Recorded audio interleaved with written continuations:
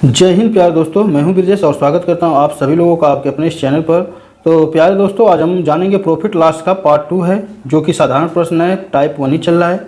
हम type wise type profit loss को देखेंगे और पढ़ेंगे और सभी क्वेश्चनों को सभी प्रकार से देखेंगे। हमारे वीडियो में बने रहिए और पूरी वीडियो डिटेल बाय डिटेल देखिए। अगर आप बीच में स्किप करेंगे तो आपको कोई भी कॉन्सेप्ट, कोई भी ट्रिक समझ में नहीं आएगा। इसलिए आपसे यही रिक्वेस्ट है कि आप अच्छे से वीडियो को देखें, पूरा देखें, तब जाकर आपको सवाल समझ में आ जाएगा। क्योंकि आधा पर देखने पर, चाहे अधूरा देखने पर, कोई भी सवाल आपको समझ में नहीं आएगा, क्योंकि ये मैथ है। मैथ को जब आप शुरू से देखेंगे तभी समझ में आएगा। और मैं ये गारंटी लेता हूँ कि आपको मैथ सिखा दूंगा, अगर मैं जिस तरीके से पढ़ा रहा हूँ अगर आप पढ़ते रहेंगे तो चलिए वीडियो को स्टार्ट करते हैं और वीडियो को आगे बढ़ाते हैं और देखते हैं सवालों को। टाइप 1 में हमारा साधारण प्रश्न है और आज छठा क्वेश्चन है। इससे पहले के वीडियो को अगर आप नहीं देखे हैं तो जाकर आप हमारे यूट्यूब पर देख सकते हैं और टाइप 1 को समझ सकते हैं। तो चलिए क्वेश्चन नंबर 6 को पढ़ते हैं। एक दुकानदार एक घड़ी को 600 रुपये में बेचकर 20% हानि प्राप्त करता है, तो घड़ी का क्रय मूल्य ज्ञात कीजिए। देखिए, हम प्रॉफिट लॉस का जब पहला चैप्टर शुरू किए थे तो उसमें आपको डिटेल बाय डिटेल बताए थे कि कैसे करना है। हम यहाँ पर आपको बताएंगे, डायरेक्ट बताएंगे, और जिसको नहीं समझ में आएगा वो हमारी पहली वीडियो को जाकर जरूर देखें। तो चलिए यहाँ पर देखते हैं। देखिए, दिया है कि एक दुकानदार घड़ी को 600 रुपये में बेचकर 20% हानि प्राप्त करता है। मैं आपको क्या बताया था कि ये जो 20% है, चाहे कोई भी प्रतिशत का मान है, उसको आप फ्रैक्शन बदल लीजिए। जैसे 20% को अगर हम फ्रैक्शन बदलेंगे तो ये होगा 1/5, ठीक है ना।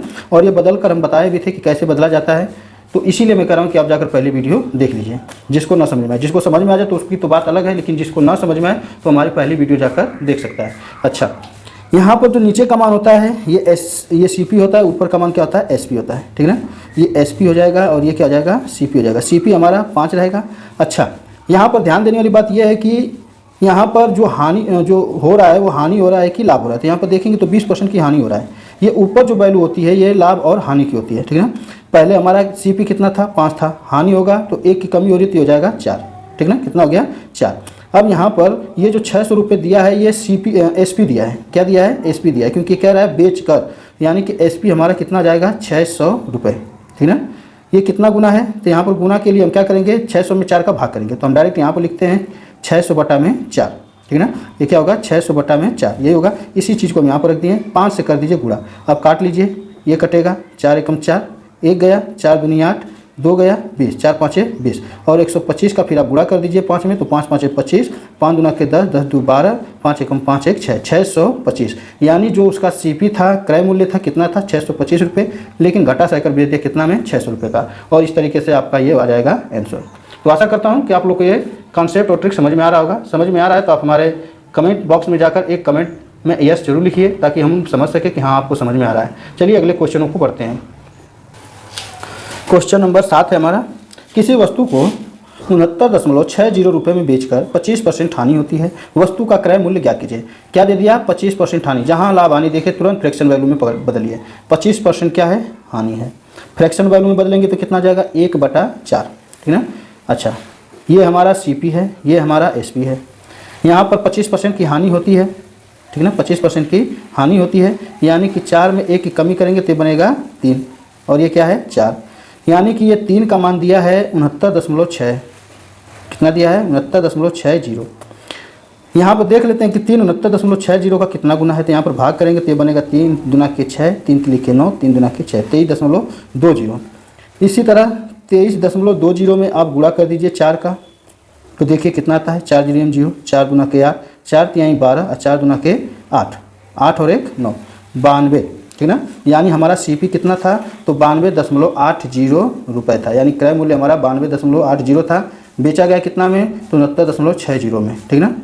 ये हमारा विक्रय मूल्य है, ये हमारा क्रय मूल्य है। तो क्वेश्चन नंबर 8 है हमारा। एक वस्तु को 1200 रुपये में बेचकर 33 से 1/3% लाभ कमाता है, तो क्रय मूल्य ज्ञात कीजिए। देखिए यहाँ पर क्या दिया है, लाभ कमाता है, ठीक ना। यानी इसको हम बदलेंगे फ्रैक्शन वैल्यू में। 33 से 1/3% को फ्रैक्शन वैल्यू में बदलेंगे तो कितना होगा, 1/3, ठीक ना। 1/3 में ये 3 क्या है, हर का मान CP है और अंश का मान क्या है, SP है। यहाँ पर CP पहले कितना था, 3 था। यहाँ पर लाभ हो रहा है, यानी यहाँ पर 1 का लाभ हो रहा है, तो 3 में 1 जुड़े जाएगा तो हो जाएगा 4। इस 4 का मान दिया है 1200।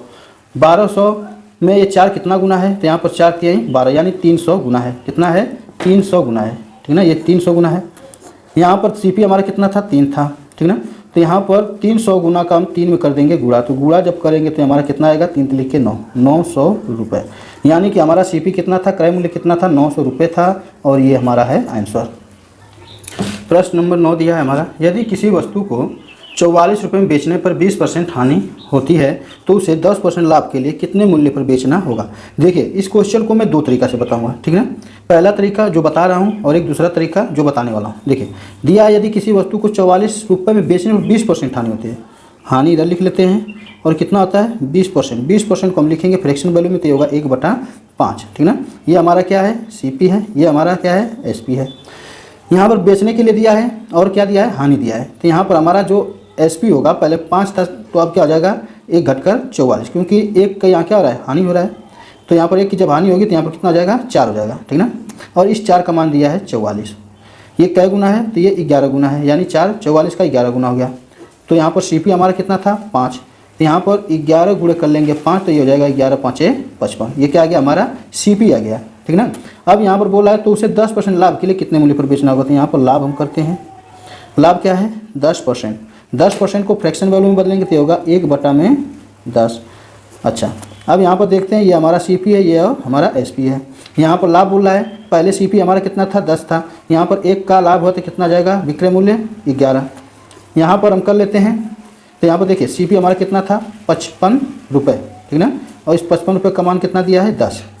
ये कितना गुना है तो 5.5 यही है, ठीक ना।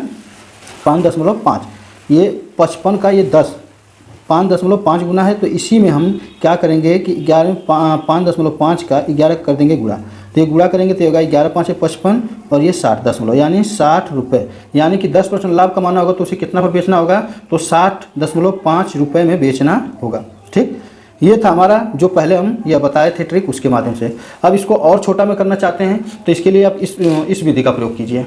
जैसे देखिए दिया यदि किसी वस्तु को 44 रुपये में बेचने में 20% हानि होती है, यानी हम मानेंगे कि हमारा 100% क्या था टोटल वैल्यू था CP था, ठीक ना। 20% हानि पर बेचें तो ये हमारा कितना हो जाएगा 20% हानि पर बेचेंगे तो हो जाएगा हमारा 80%, यानी 80% पर हम बेचे हैं। इस 80% का मान दिया है 44 और उसमें क्या रहा है तो उसे 10% लाभ के लिए कितने मूल्य पर बेचना होगा। यानी CP हमारा 100 था तो 10% लाभ कमाएंगे तो कितना आ जाएगा जुड़कर तो 110% हो जाएगा, ठीक ना। 10% अगर निकालेंगे 100 का तो 110% हो गया। आप सिंपली 110% का आप हम निकाल लेंगे मान 44 में 80%, ये 80% से भाग करेंगे तो 1% की वैल्यू आएगी, ठीक ना। कितना आएगी 1% की वैल्यू आएगी और यहाँ 110% से कर देंगे गुणा। परसेंट से परसेंट खत्म हो गया, 0 से 0 खत्म हो जाएगा। ये कटेगा 4 दूनी के 8 और 4 एकम 4 4 एकम 4, ये हो गया, ठीक ना।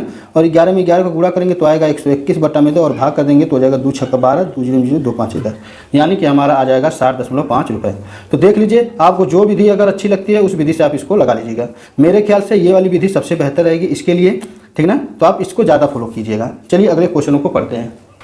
चलिए प्रश्न नंबर 10 है हमारा, एक घड़ी को 1440 में बेचने पर एक व्यक्ति को 10% की हानि होती है, वह उसे कितने मूल्य में बेचे कि 5% का लाभ हो, ठीक ना। कितना % का लाभ होना चाहिए 5%। हम CP क्या माने हैं 100%, ठीक ना। 10% की हानि होगी तो हमारा विक्रय मूल्य क्या आ जाएगा 90% और इस 90% का मान क्या दिया है 1440। यहाँ पर हमें 5% क्या कमाना है लाभ कमाना है, क्योंकि यहाँ पर क्या है ना वह उसे कितने मूल्य में बेचे कि 5% का लाभ हो। तो 100 में 5% अगर जोड़ेंगे तो ये हो जाएगा 105%। अब यहाँ पर सिंपली हम 105% का मान निकालेंगे, 90% से करेंगे भाग और गुणा करेंगे 105% से। ये परसेंट से परसेंट कट जाएगा, 0 से 0 कट जाएगा और यहाँ पर अगर हम काटेंगे तो ये होगा 9 एकम 9 और 9 चौको 36 9 5 55 9 छक्का 54 16 हो गया। यानी हमें गुणा करना होगा 16 गुणे 105, 16 5 80, ठीक है, और 16 एकम 16 यानी 1680। 5% लाभ कमाने के लिए उसे कितना रुपये में बेचना होगा, यानी हमारा SP क्या आएगा तो 1680 रुपये और यही हमारा हो जाएगा आंसर। देखिए प्यारे साथियों, कभी भी अगर क्वेश्चन में एक हानि दे एक लाभ दे, चाहे लाभ दे चाहे हानि दे, तो उसको आप इसी विधि से लगाइएगा। क्योंकि अगर इस विधि से नहीं लगाएंगे, पहले वाले विधि से लगाएंगे तो ज़रा आपको कैलकुलेशन ज़्यादा करना पड़ेगा, 2 बार मान निकालना पड़ेगा। तो इसलिए मैं यही कहूँगा कि ये सबसे बेहतर विधि है, ठीक ना। बस आपका कैलकुलेशन बढ़िया होना चाहिए। और यदि आपको सवाल समझ में आ रहा है तो आप हमारी वीडियो को ज़रूर से ज़रूर शेयर कीजिए, ताकि देश के कोने कोने के हर बच्चे को यह वीडियो मिले और इस वीडियो के माध्यम से वह बच्चे पढ़ सके। तो भैया हमारे वीडियो के भी एक बार ज़रा लाइक कर दीजिए और कमेंट बॉक्स में जाकर एक कमेंट प्यारा से कर दीजिए, ताकि हमारा भी मनोबल बढ़ सके और मैं आप लोगों के लिए इससे बेहतर से बेहतर कंटेंट लेकर आऊँ और आपको अच्छे से एकदम पढ़ाऊँ। तो ज़रा आप हमारे वीडियो को जरूर लाइक कीजिए, कमेंट कीजिए और हमारे चैनल को जरूर सब्सक्राइब कर दीजिएगा। नहीं तो नहीं करेंगे तो हमारा मनोबल जो होता है कम हो जाता है। तो आपसे यह रिक्वेस्ट करेंगे कि हमारे जरा वीडियो को जरूर लाइक कीजिए। चलिए अगले क्वेश्चन को देखते हैं और लगाते हैं। तो चलिए हमारा 11 नंबर का क्वेश्चन है। एक दुकानदार एक वस्तु को 600 रुपये में बेचकर 20% का लाभ अर्जित करता है, तो वस्तु को कितने में बेचे कि 25% का लाभ हो। चलिए यहाँ पर हमारा CP हम मानेंगे कितना, 100%। 100% में क्या होता है बेचने पर कि 20% का लाभ अर्जित होता है, यानी ये हो जाता है 100% से 110%। ये 110% का मान कितना दिया है, 600 रुपया। सॉरी यहाँ 20% है, यहाँ पर हम 20% करेंगे। 120% का मान कितना दिया है, 600 रुपया। तो वस्तु को कितने में बेचे कि 25% का लाभ हो। तो वस्तु को हम कितने में बेचे कि 25% का लाभ हो, तो ये 100 में 25% अगर करेंगे तो हमारा कितना जाएगा, 125%। अभी 600 रुपया में हम 120% का करेंगे भाग और 125% का कर देंगे गुणा। यहाँ पर हम काटेंगे परसेंट से परसेंट, ये कटेगा 12 5 60 यानी 600 हो जाएगा। अब इस 5 का 125 में कर देंगे हम गुणा। 125 का जब हम 5 में करेंगे गुणा तो ये आ जाएगा 625 रुपया, यानी 625 रुपया क्या है हमारा, तो ये हमारा 25% लाभ पर बेचने पर आ रहा है और ये हमारा क्या जाएगा आंसर। तो क्वेश्चन नंबर हमारा 12वां है। किसी टेप रिकॉर्डर को 950 रुपये में बेचने पर 5% की हानि होती है, उसे 1040 में बेचने पर कितने प्रतिशत का लाभ होगा। देखिए प्रतिशत लाभ निकालने के लिए सबसे पहले आप क्या काम कीजिए कि आप क्रय मूल्य निकाल लीजिए, क्योंकि यहाँ पर क्रय मूल्य नहीं दिया है। यहाँ पर 950 रुपये बेचता है, यहाँ पर 1040 का बेचता है, तो आपको निकालना है पहले क्रय मूल्य। यहाँ देखिए एक ही 5% निकला है ना, यानी परसेंट एक ही है। इस 5% को हम बदल लेंगे फ्रैक्शन वैल्यू में, तो ई हो जाएगा हमारा 1/20, ठीक ना। फ्रैक्शन वैल्यू क्या हो जाएगा, 1/20। 1/20 में ये हमारा CP है और ये हमारा क्या है, SP है। CP हमारा क्या दे रखा है तो इसको हमें ज्ञात करना है। SP हमारा क्या दे रखा है तो इसको हम निकाल सकते हैं। SP में हमारा हो क्या रहा है, 5% की हानि हो रहा है, यानी 20 पहले था, 1 घट जाएगा तो कितना आ जाएगा 19, और इस 19 का मान दिया है 95 यानी 950, ठीक ना। अब ये देख लीजिए कि 19 950 में कई गुना है, तो 19 5 होता है 95, 50 गुना है, ठीक। तो आप क्या कम कीजिए कि ये 20 हमारा क्या है CP, अब 50 में आप 20 का कर दीजिए गुणा, तो ये हमारा निकल कर कितना जाएगा 5 दूनी के 10 यानी 1000। ये 1000 क्या निकल कर आ गया, हमारा CP निकल कर आ गया। अच्छा यहाँ पर दूसरा बार क्या करा, 1040 में बेचने पर, यानी SP हमारा कितना है 1040।